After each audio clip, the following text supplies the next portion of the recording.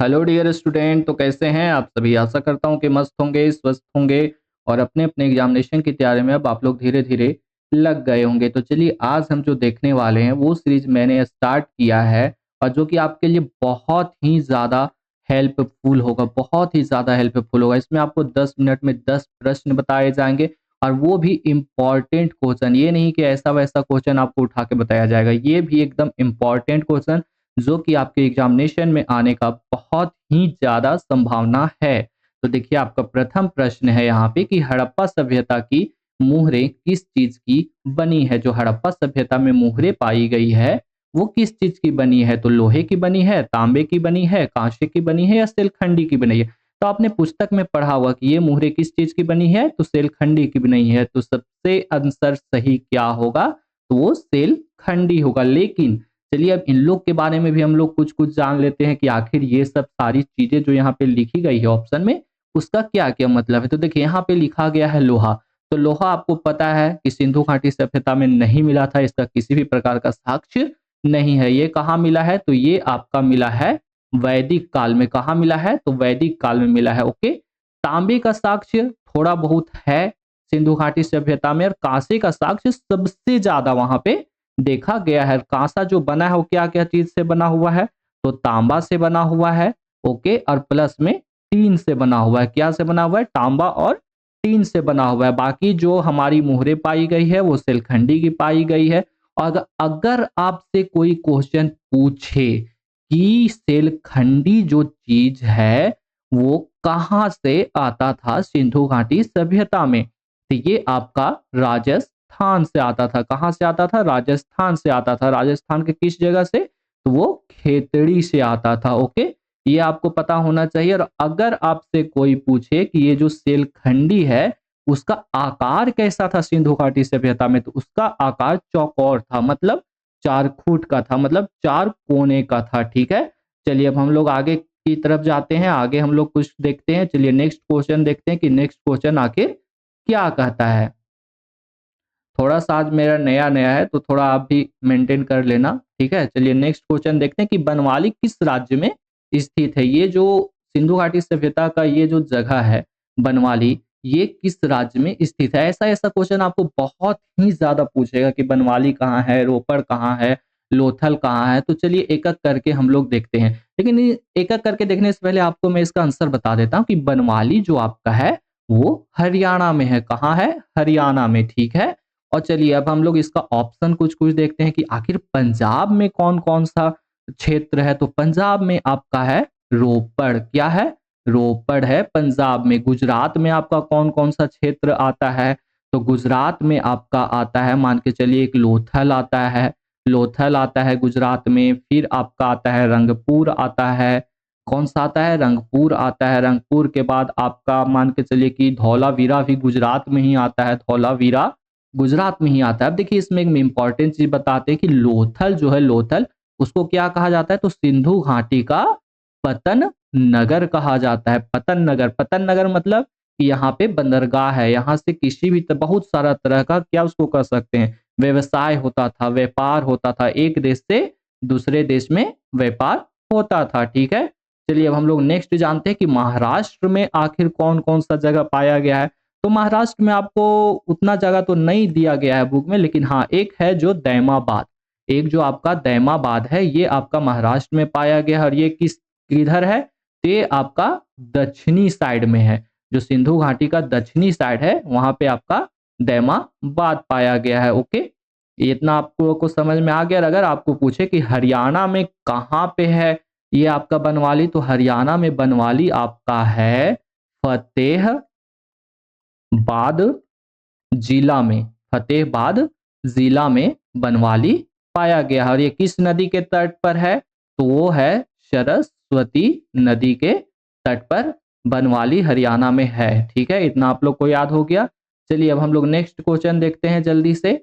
थोड़ा सा मेरा न्यू है ना तो थोड़ा सा लेट होगा, आप लोग थोड़ा सा मेंटेन कर लीजिएगा। ठीक है, चलिए नेक्स्ट क्वेश्चन है कि अभी तक भारतीय उपमहाद्वीप में हड़प्पा सभ्यता के लगभग कितने स्थलों का पता चल चुका है। भारतीय उपमहाद्वीप, भारतीय उपमहाद्वीप मतलब होता है कि भारत के आसपास जितने भी जगह हैं उन सभी जगहों में हड़प्पा के लगभग कितने स्थलों का पता चल चुका है? ठीक है, आपको ये प्रश्न पूछा है तो वो सबसे आसान प्रश्न है कि लगभग 2000 स्थलों का पता अभी तक चल चुका है और ये है न्यू एनसीईआरटी के अनुसार, ये है न्यू एनसीईआरटी के अनुसार। ओके, तो ये आप लोग देख लीजिएगा, ठीक है। और 2000 स्थल का है सो पता चल चुका है। सबसे ज्यादा जो स्थल का पता चला है वो पता चला है कि सिंधु नदी और प्लस में सरस्वती नदी जो आपका है ना, सरस्वती नदी, उसके बीच में सबसे ज्यादा स्थलों के बारे में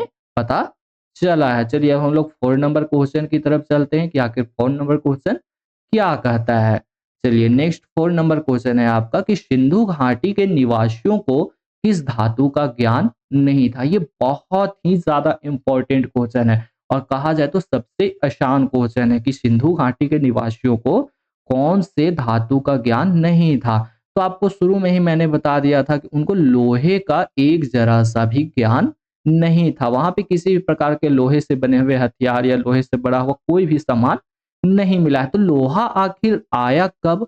तो लोहा आपका वैदिक काल में आया। ओके, वैदिक काल में आपका लोहा आया। ये आपका इंपॉर्टेंट क्वेश्चन है और इसको आपको याद करना होगा, ठीक है। चलिए अब हम लोग नेक्स्ट क्वेश्चन की तरफ जाते हैं। नेक्स्ट क्वेश्चन आखिर हमारा क्या कहता है, तो नेक्स्ट क्वेश्चन पर चलिए हम लोग चलते हैं अब कि नेक्स्ट क्वेश्चन आखिर क्या कहता है। तो 5 नंबर क्वेश्चन है आपका कि हड़प्पा सभ्यता किस युग की सभ्यता है। जो हड़प्पा सभ्यता है वो किस युग की सभ्यता है, इसके बारे में आपको बताना है। तो चलिए अब हम लोग इसका आंसर देखिए कि हड़प्पा सभ्यता आखिर पूर्व पाषाण युगीन है या नव पाषाण युगीन है या फिर है सो कांस्य युग का सभ्यता है या फिर लौह युग का सभ्यता है। इसके बारे में आपको बताना है कि कौन सा युग का ये सभ्यता है। तो इसका आंसर आपका होगा कि कांस्य युग का सभ्यता। देखिए कांस्य युग का सभ्यता इसको क्यों कहा गया है, यहाँ पे जितने भी सामान पाए गए हैं ना, मान के चलिए कि हस्त कुठार पाया गया है या किसी प्रकार का हथियार पाया गया है, तो ये सारे के सारे जो हैं सो कांसे से बने हुए हैं। क्या से बने हुए हैं? कांसे से बने हुए हैं। इसीलिए इसको क्या कहा जाता है? तो कांस्य युगीन सभ्यता कहा जाता है। अगर आपको कोई पूछे कि ये जो हड़प्पा सभ्यता है, पूरा का पूरा हड़प्पा सभ्यता, इसका कालक्रम कब से कब तक है? देखिए न्यू एनसीईआरटी में कुछ और लिखा है और ओल्ड एनसीईआरटी में आपका कुछ और लिखा है। तो चलिए न्यू एनसीईआरटी के थी से हम लोग जानते हैं, तो इसका होगा आपको 2600 ईसा पूर्व से लेकर 1900 ईसा पूर्व तक। ये आपका है न्यू एनसीईआरटी में दिया हुआ। अगर अब आपको क्वेश्चन पूछेगा तो आपको न्यू एनसीईआरटी को ही मद्देनजर रख के आपको आंसर देना होगा। ऐसा नहीं है कि आप पुराना एनसीईआरटी के मद्देनजर रख के आंसर दे देना, ठीक है। चलिए हड़प्पा संस्कृति आधारित थी। आपको यहाँ पे प्रश्न पूछा है कि जो हड़प्पा संस्कृति थी वो किस चीज पे आधारित थी। आपको यहाँ पूछा है कि व्यापार पर आधारित थी, कृषि पर आधारित थी, पशुपालन पर आधारित थी या शिकार पर आधारित थी। देखिए हड़प्पा के लोग शिकार भी किया करते थे, ये बात सही है। उन लोग पशुपालन भी किया करते थे। उन लोग के पास मान के चलिए कि कुत्ता था, गाय था, बहुत सारा चीज था। बैल भी मिला है, बैल का भी साक्ष्य देखा गया है। अब बैल का साक्ष्य कैसे मिला है? तो बैल का साक्ष्य आपको मान के चलिए कि वहां पे है ना, सो एक खिलौना मिला है जो कि जो हम लोग यूज करते हैं बैलगाड़ी, वैसा ही देखा गया है। तो बैल का साक्ष्य मिला है। कृषि भी वहां के लोग करते थे। मान के चलिए कि वहां पे है सो चावल का साक्ष्य मिला है, गेहूं का साक्ष्य मिला है, उसके बाद जौ का साक्ष्य मिला है। तो हम लोग कह सकते हैं कि कृषि भी करते थे। लेकिन अगर आपको पूछे कि हड़प्पा सभ्यता पूरी की पूरी किस चीज पर आधारित थी, तो ये आपको मानना पड़ेगा कि ये पूरी की पूरी व्यापार पर आधारित थी, ठीक है। और व्यापार वो लोग किस किस चीज का करते थे, अगर आपको पूछे कोई कि व्यापार उन लोग किस किस चीज का किया करते थे, तो कहीं ना कहीं थोड़ा सा पता चलेगा कि वो लोग नील का व्यापार करते थे, प्लस में कपास का व्यापार करते थे और थोड़ा बहुत जो खाद्य सामग्री था, खाद्य सामग्री को कहने का मतलब है कि जैसे चावल, दाल, ये सब चीजों का भी व्यापार उन लोग किया करते थे। और थोड़ा बहुत वो लोग शिल्प का व्यापार करते थे, जो हाथ से बनाया करते थे ना शिल्प का, जैसे कपड़ा वगैरह, ये सब चीजों का व्यापार किया करते थे। और कहाँ तक व्यापार करते थे, अगर आपको पूछे कि किस किस क्षेत्र में व्यापार करते थे, तो वो आपका था मोसोपोटामिया, जैसे मोसोपोटामिया से था, उसके बाद ईरान से था, ओके, उसके बाद ओमान से था। तो ये सारे के सारे उनके जगह था व्यापार करने का, यहाँ से उन लोग व्यापार किया करते थे। और अगर आपको पूछ दे कोई कि उन लोग व्यापार अगर करते थे, तो उनका बंदरगाह नगर कौन-कौन सा था? अगर आप पूछ तो सकता है ना? तो वो था लोथल। आप सभी को पता है कि लोथल बंदरगाह नगर था, पतन नगर था, वो सिंधु घाटी सभ्यता का, वहाँ से ही व्यापार होता था। देखिए यहाँ पर गोदीवाड़ा का भी साक्ष्य पाया गया है। अब हम लोग कैसे मान सकते हैं कि गोदीवाड़ा का साक्ष्य क्यों पाया गया होगा? तो वहाँ पे देखिए गोदीवाड़ा क्या होता है, जहाँ पे घोड़ों को रखा जाता है। किसको रखा जाता है? तो घोड़ों को रखा जाता है, उसको गोदीवाड़ा कहते हैं। अब देखिए व्यापार करेगा लोग तो घोड़ा से तो आएगा जाएगा ही, इसलिए वहाँ पे गोदीवाड़ा का साक्ष्य पाया गया है। चलिए ये हम लोग देख लिए। अब चलिए हम लोग नेक्स्ट क्वेश्चन की तरफ जाते हैं कि आखिर नेक्स्ट क्वेश्चन क्या है। ओके, 7 नंबर क्वेश्चन क्या कहता है? 7 नंबर क्वेश्चन है कि हड़प्पा सभ्यता के लोग उपासना करते थे। आपको प्रश्न पूछ रहा है कि हड़प्पा सभ्यता के लोग उपासना करते थे। उपासना मतलब क्या होता है? कि पूजा। उपासना मतलब होता है कि पूजा किसकी किया करते थे। आप लोग अगर पढ़े होंगे तो उन्होंने विष्णु देव की भी पूजा की है, वरुण देव की भी पूजा की है, मातृ देवी की भी पूजा की है और इंद्र देव की भी पूजा की है। लेकिन नॉर्मली अगर आपको पूछे कि सबसे ज्यादा किसकी पूजा होती थी, तो आपकी मातृ देवी की पूजा होती थी। इसमें ही से एक मूर्ति मिला है कि जिसके मान के चलिए ये मूर्ति है, तो उसके गर्भ से पेड़ पौधा जैसा निकलने जैसा आकृति पाया गया है, इसीलिए उसको कहा जा सकता है कि मातृ देवी की लोग वहां पे सबसे ज्यादा पूजा करते थे। और अगर आपको पूछे कि मातृ देवी की पूजा करते थे वो लोग, तो सबसे ज्यादा मतलब उन लोग क्या क्या चीज की और पूजा करते थे, तो जल जंगल जमीन, ये सारी चीजों का उन लोग पूजा करते थे। और कहीं ना कहीं एक साक्ष्य मिला है कि वो लोग लिंग की भी पूजा करते थे, लिंग की भी पूजा करते थे, ऐसा साक्ष्य वहां पे मिला है। तो चलिए अब हम लोग नेक्स्ट क्वेश्चन की ओर जाते हैं। नेक्स्ट क्वेश्चन आखिर आपका क्या कहता है? ठीक है, चलिए नेक्स्ट क्वेश्चन की ओर जाते हैं हम लोग 8 नंबर क्वेश्चन की ओर। 8 नंबर क्वेश्चन है आपका कि हड़प्पा सभ्यता का स्वरूप आखिर कैसा था? हड़प्पा सभ्यता का जो स्वरूप था वो कैसा था, ये आपको पूछा है। तो स्वरूप मतलब होता है कि देखने में वो कैसा लगता था, हड़प्पा सभ्यता आखिर देखने में कैसा लगता था। तो देखने में आपको पता है कि हड़प्पा सभ्यता चतुर्भुज आकार का था, उसके बाद उस पे दुर्ग था, बहुत सारा चीज है। कुछ घरें ऊपर में बनी हुई थी, कुछ घरें नीचे बनी हुई थी, बहुत सारी नालियां बनी हुई थी, मतलब एक नगर नियोजन बहुत ही व्यवस्थित ढंग से किया गया था। लेकिन उसका स्वरूप कैसा था? ग्रामीण सभ्यता थी, शहरी सभ्यता थी, भोजन संग्राहक सभ्यता थी या कबीलाई सभ्यता थी, ये आपको प्रश्न पूछा है। तो आपको मैं बताता चलूं कि देखिए जो आपका हड़प्पा सभ्यता है ना, वो शहरी सभ्यता थी। वहाँ पे जितनी भी शहर में सुख सुविधाएं होती है, जैसे आपकी नाली हो गई, फिर पीने के लिए पानी का अच्छा व्यवस्था हो गया, खाने के व्यवस्था हो गया अच्छा से, प्लस में मतलब कमाने का, बाजार का, ये सारी की सारी सुविधाएं वहाँ पे मौजूद थी। इसलिए उसको हम कहेंगे कि वो एक शहरी सभ्यता थी। अब आपको अगर हम पूछे कि हड़प्पा सभ्यता के बाद ग्रामीण सभ्यता कौन सी थी, तो हड़प्पा सभ्यता के बाद जैसे ही वैदिक काल में आप जाइएगा ना, तो वैदिक काल आपका ग्रामीण सभ्यता थी। और भोजन संग्राहक सभ्यता क्या होती है? तो भोजन संग्राहक सभ्यता वैसी होती है कि जिसमें लोग सिर्फ भोजन को संग्रह करना जानते हैं, उसके अलावा उन लोग कुछ नहीं जानते हैं। उसके बाद अगर पूछेगा आपको कि कबीलाई सभ्यता क्या होती है, तो कबीलाई मतलब कि एक कबीला के लोग हैं, एक जगह रह रहा है, तो उसको कबीलाई सभ्यता कहेंगे। लेकिन जो हड़प्पा सभ्यता थी वो क्या थी?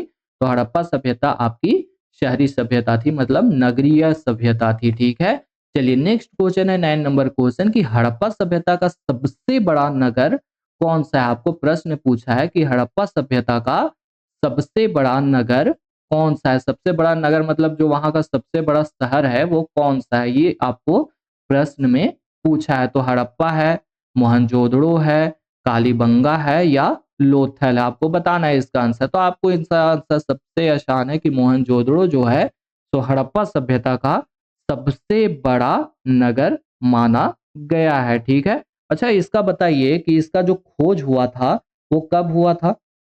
तो इसका खोज आपका मान के चलिए कि 1922 में हुआ था। ठीक है, और इसको क्या कहा जाता है? तो मोहनजोदड़ो को आपको मृतकों का टीला भी कहा जाता है, मृतकों का टीला भी कहा जाता है। ओके, और अगर आपको पूछे कि सबसे बड़ा नगर तो मोहनजोदड़ो हो गया, लेकिन सबसे सबसे छोटा नगर कौन सा है? सबसे छोटा नगर भी तो होगा ना, ये भी तो प्रश्न आपको पूछ सकता है। तो वो आपका है चन्हूदड़ो। क्या है? चन्हूदड़ो। आप थोड़ा-सा मैनेज कीजिएगा आज के भर, इसलिए थोड़ा-सा यहाँ पे मेरा राइटिंग नहीं बैठ रहा है, न्यू-न्यू है। तो सबसे छोटा कौन-सा है? तो चन्हूदड़ो है, ओके। चलिए अब हम लोग नेक्स्ट जाते हैं question. Next question, last question आपका क्या पूछता है, ओके। तो नेक्स्ट क्वेश्चन है आपका सबसे लास्ट क्वेश्चन कि हड़प्पा सभ्यता की सर्वप्रथम खोज किसने की थी? ये आपका लास्ट क्वेश्चन है कि हड़प्पा सभ्यता की सर्वप्रथम खोज किसने की थी? आपको ये बताना है। तो आप सभी को पता है कि दयाराम साहनी ने की थी। और कब की थी आपको ये भी बताना है। तो वो किया था 1921 ईस्वी में, ओके। 1921 ईस्वी में दयाराम साहनी ने खोज किया था। अच्छा, ओके। हड़प्पा सभ्यता किस नदी के तट पर है? अगर आपको पूछे कि हड़प्पा सभ्यता किस नदी के तट पर है, तो वो है आपका रावी नदी के तट पर हड़प्पा सभ्यता मौजूद थी। अभी अभी भी है, लेकिन वो अब सब टूट फूट गया है। तो आज एक चीज अगर आपको और पूछे कि हड़प्पा सभ्यता वर्तमान में कहाँ है, वर्तमान में ये किस जगह पे है, भारत में है या पाकिस्तान में है, तो ये अभी वर्तमान में आपका पाकिस्तान में है, ओके। और हड़प्पा सभ्यता खोजने के टाइम, जब हड़प्पा सभ्यता का खोज हुआ था, उस समय है सो जो वहां पे खोजने वाले थे, पुरातात्विक सर्वेक्षण थे, उसके ऐसे जनरल कौन थे, मतलब उसके अध्यक्ष कौन थे? तो उसके अध्यक्ष थे जनरल कनिंघम। कौन थे? कनिंघम। लेकिन अगर आपको पूछ दे कि आखिर जनरल कनिंघम तो उस समय थे पुरातात्विक सर्वेक्षण के अध्यक्ष, लेकिन इसका अनाउंस कौन किया था? अनाउंस आखिर पूरी दुनिया को किया कौन कि हड़प्पा जैसा सभ्यता एक हमने खोज निकाला है? तो इसका अनाउंस किया था आपका सर जॉन मार्शल ने, ओके। किसने अनाउंस किया था? तो सर जॉन मार्शल ने किया था। कब किया था? 1924 ईस्वी में, ठीक है। इसके ऊपर बहुत ही अच्छी कहानी है, आप बुक अगर पढ़िएगा तो उसमें आपको बहुत ही अच्छे तरीके से पता चलेगा। तो चलिए अब हम लोग मिलते हैं नेक्स्ट क्लास में। नेक्स्ट क्लास भी आपका 10 मिनट में 10 प्रश्न का होगा, और अभी 2-3 क्लास फर्स्ट चैप्टर से ही चलेगा, उसके बाद हम लोग सेकेंड चैप्टर में चलेंगे। आज मेरा फर्स्ट डे है, इसीलिए थोड़ा सा ग्लिच हुआ होगा, तो उसके लिए सॉरी। बाकी आप लोग थोड़ा सा मैनेज कर लेना। बाकी नेक्स्ट डे से और भी अच्छा कंटेंट और भी अच्छा वीडियो क्वालिटी मैं लेके आऊंगा। तो चलिए बहुत बहुत धन्यवाद जो आप यहाँ तक जुड़े रहे। आप रोज इसी तरह मेरे साथ 10 मिनट जुड़िए। 10 मिनट में आपकी जो पढ़ाई है उसको बहुत ही ज्यादा अच्छे तरीके से आप लोग कर सकते हैं, ठीक है। तो चलिए अब हम लोग मिलते हैं फिर नेक्स्ट क्लास में। धन्यवाद।